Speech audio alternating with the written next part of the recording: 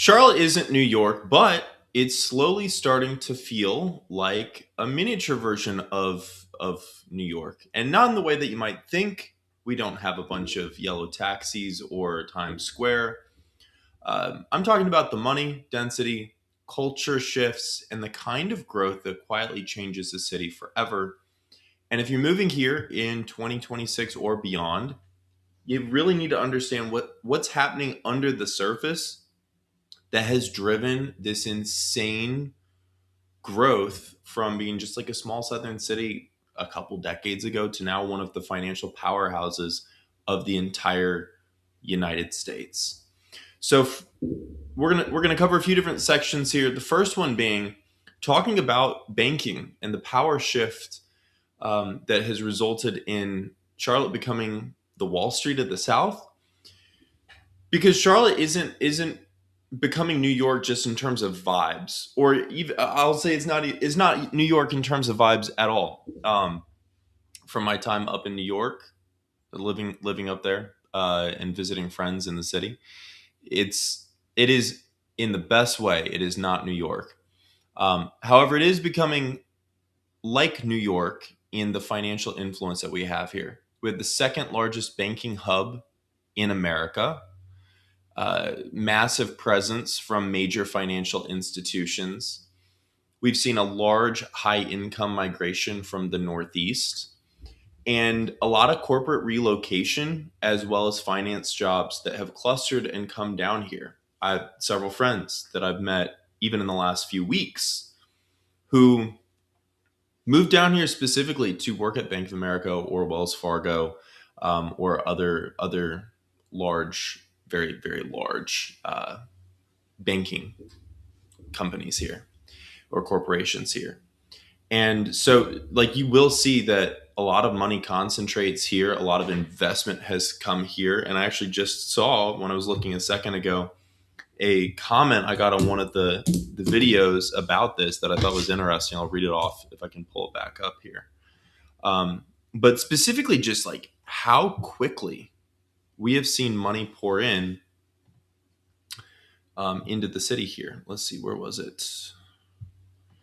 Community.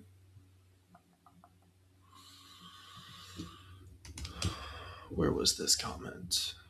I want to try to screen share, but I also don't want to dox somebody by accident. Here we go. Yeah, it was on the newer. Yeah, I'll screen share it.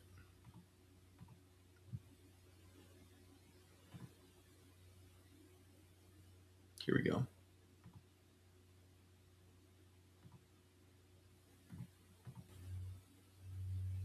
And then, of course, I'm covering it up. Let's see.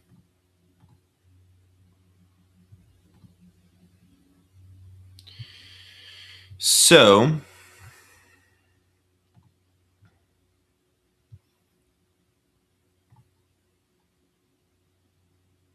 Raleigh has more history and more money to other parts of the state, but despite that, I thought this was one of the.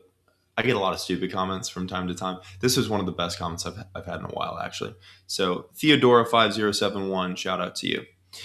Uh, Despite that, Charlotte has become the third fastest growing city in the country because of its favorable business climate, which is true. Depending on how you measure that, it can rank higher or lower, depending on what the filtering uh, criteria are for that. It ranks among the top cities in the US for business growth and investment and attracts many young, well educated young people. It is the country's second largest banking center behind New York City and the third largest financial center. Not sure about that one. I think we are number two. Feel free to fact check me in the comments here. It also has advanced manufacturing companies in the automotive sector, as well as companies like Honeywell, Nucor, Daimler, Motorsports, and more. Also, all true. I have clients that work for all of these and more. And actually, my background prior to real estate was advanced manufacturing. I was a robotics engineer for a subsidiary of Toyota. And so that's what brought me here. And then the real estate and the city itself is what convinced me to stay. Charlotte also has a large and growing healthcare sector and new medical school, also true, that just opened up. And it's also a major distribution hub, a major center for logistics and supply chain operations. Again, when I was in advanced manufacturing and automated systems, a lot of that was for logistics and supply chain. That was actually what my specific project I got sent here for was in. All that to say, um, again, thank you to Theodora A 5071. It's like there's a lot of reasons why we've seen so much stuff come here, and a big chunk of it is the banking power shift. But despite just it's more than just the money concentrating in one place, because when you see the money concentrate all in one place, everything else starts to follow. And so the second thing I wanted to talk about was the migration wave that we've seen, or I've seen some people call it the Southern Manhattan effect. I don't know if that's a fair name, but we'll see if it sticks. Because New Yorkers and people from the Northeast in general, a lot of people come down to visit, and then they're not just visiting, like they're coming down to stay, they're moving here. And we've seen what's really interesting too is even people that leave the Northeast that don't move here many times end up here, which I'll talk about here in just a second. Let me make a note to remember to talk about that.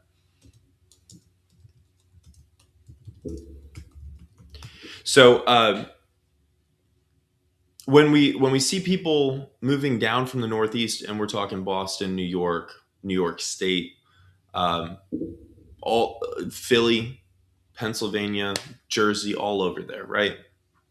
As well as like Vermont and um, New Hampshire. I love New Hampshire; such a pretty state, and the people are nice too, in my experience.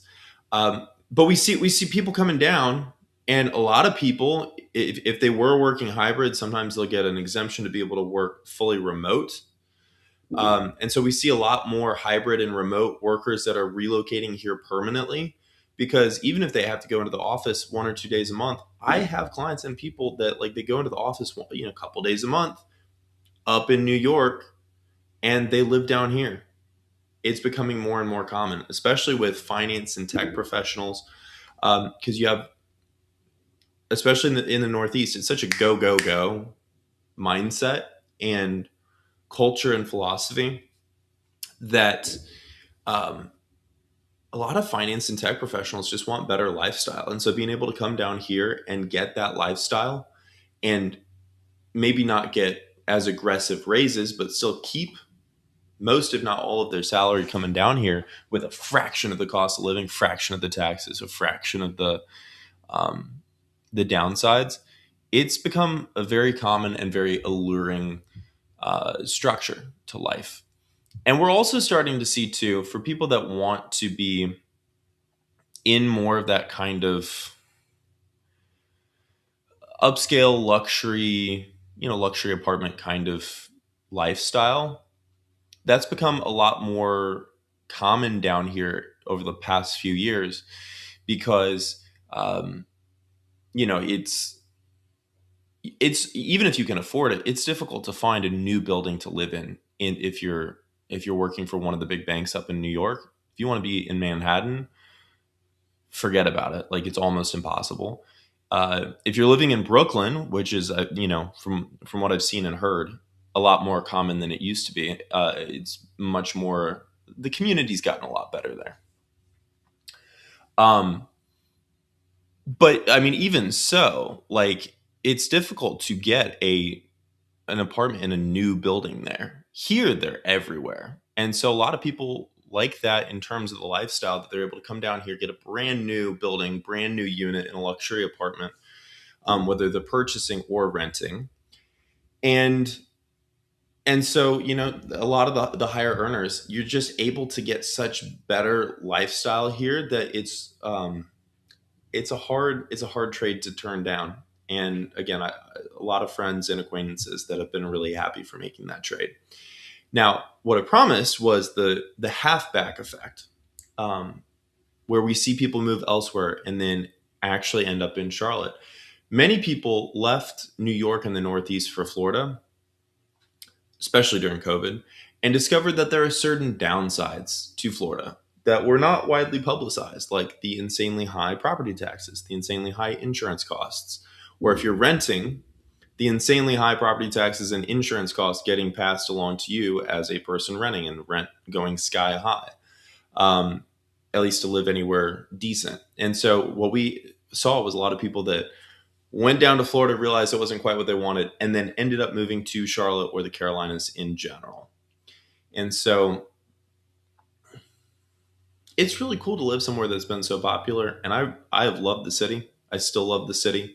But there is one downside to that. And that is that as you see an influx of people, an influx of high earning people, and just capital and money in general, the prices are not going to stay as cheap as they used to be. And so we're going to talk about how the skyline has changed and the market has shifted as the density has increased. So if we look at Uptown, we look at South End, two of the most built up neighborhoods in Charlotte. If you look back 10 years, Charlotte was a completely different city, just altogether. Um, there was a lot of open land, it was relatively flat, and there were a few high rise buildings. Now, there's high rise apartments everywhere. Cranes are constantly going up. You see a lot of mixed use, vertical living, walkable, and really dense proximity lifestyle pockets are forming. And I actually, right before this, one of my friends who just moved here from New York texted me and asked, um, "Are there any areas that are other than South End where you can walk around, have lunch, maybe kind of like Birkdale, but more vibrant?" And it really, like, there's not that, like there's a lot of areas that have a lot of that kind of like dense proximity, but they're not going to be these huge developments that just have unending commercial space, commercial things to do, restaurants, dining, that sort of thing. It's like, there's little pockets where you do that. And Uptown and South End are two of the largest ones where there's a lot of stuff to do and it's relatively dense, but it's not Manhattan density. It's not even Brooklyn density. But for the South, it's very dense. It's substantial. And so some people really like that. Some people kind of miss it. It really depends, and I'd say like you got to check it out. Um, and for most people, this density changes also who the city is really attractive to. And so let's talk about how that's impacted the culture here and how it's kind of shifted from very chill Southern energy to more ambitious Southern energy. So if you look at Charlotte, again, even 10 years ago, but especially 20 years ago, like I came here on a family vacation in 2000, I think it was like 2008. So almost 20 years ago, which is crazy. It makes me feel old. But the old Charlotte was it was slow, it was Southern, it was like, little sprinkles of corporate, but not really. And um, it was just a slow Southern city. And I was born and raised in Indianapolis. And so coming here, I remember thinking, oh, wow, Charlotte's small. Because even relative to Indianapolis back in the day, it was substantially smaller. But the new Charlotte is substantially larger. Like it went from being half the size of Indianapolis to now like three times the size, two or three times the size of Indianapolis. And you do see some hustle culture. You do see, there's networking events and a growing startup ecosystem here. And also, you are starting to see more and more high end restaurants. Actually, one of the things that made the news recently was uh, the first Michelin star restaurant. Let's see if we can share this. Yeah. Counter, a Wesley Heights tasting menu, became the first in Charlotte and North Carolina to earn a Michelin star in November this past year. So just like 5 months ago, 4 or 5 months ago. And there we go. You got to say that looks pretty delicious. Part of their drive-through menu, this trout dish is Counter's version of the pumpkin spice latte. I'm curious. I like trying this sort of stuff. So, yeah, like we're starting to see more high-end restaurants, more um, just more culture and food and things that are starting to flood in, and it's not happening overnight. It's kind of subtle, honestly. But you are starting to see people's attitudes and mindsets kind of change, and in some ways, very positive. More ambition, more a little bit more competition. Um, it's very much a career first kind of city that you see in many respects. But you also see a lot of people that are moving here who already have an established career, maybe already have an established household that are starting to look to expand their household and looking for a city that's again very wholesome and very um, conducive to that. A city where it's very easy um, to be able to start and grow a family and have things to do and lots of amenities and activities. And I mean, I have so many people ask for different because we have different like things to do and people are always asking for because we have like a list of all of them, which text me if you want at 980-449-3750. There's the phone number. um, Text me if you want. We have all the different things to do, including a lot of like kid friendly activities, which Charlotte has a ton of all over. Um, and I forget exactly where I was going with this, other than oh yeah, it's changed for the better in some ways. Like I like that. Again, I'm a pretty competitive person. I enjoy having more business, startup, young entrepreneur energy because a lot of my friends are also young entrepreneurs. But I mean, there is a downside too because I really do enjoy this southern slow pace that I feel like is becoming more and more of a, I won't say dying breed, but it's definitely more rare. Or no, let me rephrase. It's not more rare. It's becoming less of the total time. It still is there. It's just like maybe it used to be 80% or 90% of the attitude. Now it's like 40 or 50%. And so it's just, again, the culture is shifting a little bit. And what's interesting is as a result of this, too, you do also see the choices that people make in terms of where they're going to live, the sort of car they're going to drive, um, how much within or outside of their means that they're going to live, by. And so you start to see that in terms of uh, the lifestyle and just like cost of living creep because people are spending more money on lifestyle and that trickles into the cost of living. So, and this is one of the things that people really feel, right? Charlotte is marketed as being very affordable. And I try to dispel the myths around this because it's part fact and part fiction. So I'll tell you what's true, and I'll also tell you what you probably have heard that is not true. So it is true that we have many costs that are below the national average. It is also true that rent, particularly in nice buildings, is climbing disproportionately fast. When you look at the data, you will also see those rent numbers kind of skew upwards because the averages are including the reasonable prices and then also some of the crazy ones. If you want to spend anywhere from, you know, 8 to 10, $12,000 a month on a really nice, like a penthouse or something, like that's very, like you can do that here. Um, if you want to get like a three, 2, 3 bedroom, just like in a nice apartment building, you can spend $4 or $5,000 a month on that, or you can spend like 2,500. Really depends on where you want to be, what kind of building you want to be in, the sort of amenities that you want, all those types of things. And so again, there's fact and there's fiction with in both it being very economical and also when people say it's gotten very expensive. Yes, some of it has gotten very expensive, especially because like in certain areas, if you have a lot of people that are all making 300K a year as bankers, guess what? For them, spending 6 grand a month on rent is nothing. And if you're not making 300 grand, you can see that and say that's crazy, and like you're justified in saying that, but also you don't have to spend that. Those are very specific pockets where people want to be able to walk or bike or jog to work.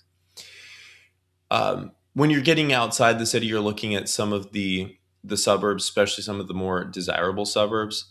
It used to be like you could get in pretty much anywhere for about 400,000. Now, not so much. It's really like, especially many of the nicer suburbs. If you want any sort of single family home, even townhomes, like you're spending minimum 500K. And especially in some of the premium, most established, mature neighborhoods and areas, like in many cases, you're competing with Miami and New York money for somebody to get a second home. And so there are areas where you might see the prices. Like there was one home, for instance, cute little 3-2. I think it was about 1,800 square feet. It was just outside of Plaza. It was recently built, but it was on a quiet street corner lot. And if I recall, it went under contract for like 1.5, 1.6, and it was nothing special. It was just it had a little bit of lot and it had some square footage and it was nicely done, you know? And that's become more and more common, where especially in some of the really, really upscale, really established areas, especially if you can get around without a car, again, walk, run, ride, bike somewhere from those locations, you're going to see a disproportionate amount of appreciation because that's one of those lifestyle choices that a lot of people have really been desiring in recent years. And so you also see just in terms of areas, a lot of transplants, a lot of the people that are moving here, they know not just like the night, like many of them are relatively well traveled people. And so when they are picturing what's a nice area, they are not looking at it in terms of what is nice relative to the 2 miles around them. They are picturing their definition of nice is like what is a nice area based off of all 6 or 7 cities they've lived in. They've Many of them have lived in Europe. Maybe you've lived in Europe. You've lived down in the southeast, west coast, um, northeast. Again, many people from the northeast. So you've lived in Miami and New York and LA, and so and Europe, and so the relative definition of nice is, again, it's not so limited. It's nice in the context of like the world.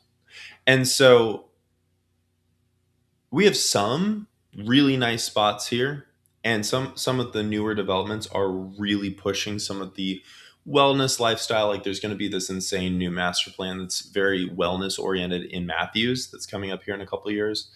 Let me see if I can find something on that actually.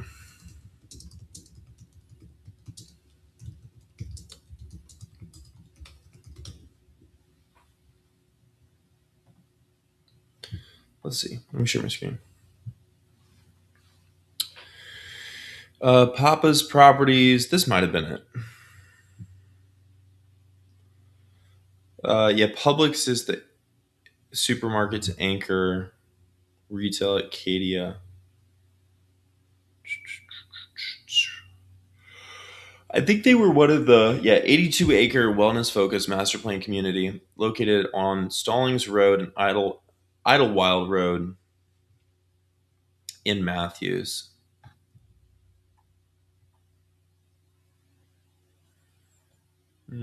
Let's see. Let's go back to search.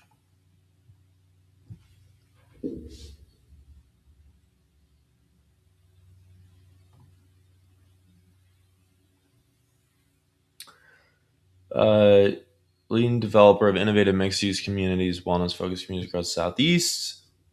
Start of phase one of Cadia Matthews, 82-acre mixed-use community located here.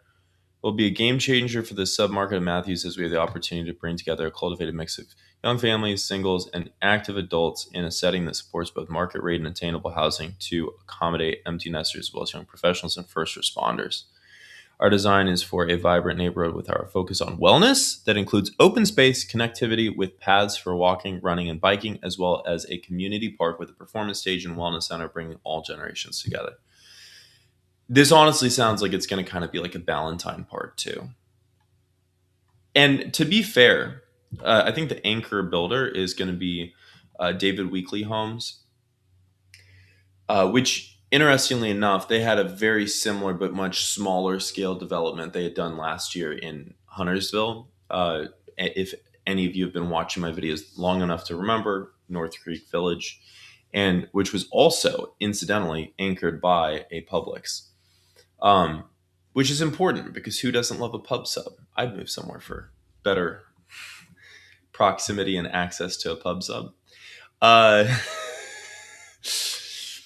all that to say, the expectations are just higher for a lot of people that have seen more of the world. And so the same thing here. And so we started to see more and more developments like Cadia that are, um, they are designed and they are designed with the type of consumer, the type of buyer in mind, that's a little bit more discerning and has a little bit more taste and more discretion.